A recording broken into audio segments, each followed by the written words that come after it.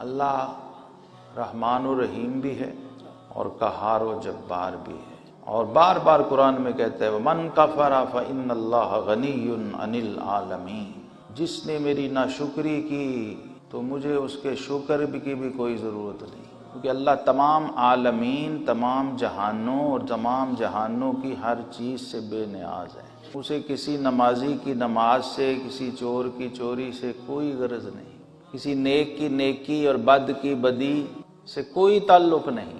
غنی اس کو کہتے ہیں۔ بے نیاز کا جو لفظ آپ نے سنا ہے لیکن اس کو سمجھا نہیں ہے۔ جس نے لفظ بے نیاز سمجھ لیا بس اس کی زندگی بن گئی، وہ نیاز مند ہو جاتا ہے۔ اس کی نشانی کیا ہے؟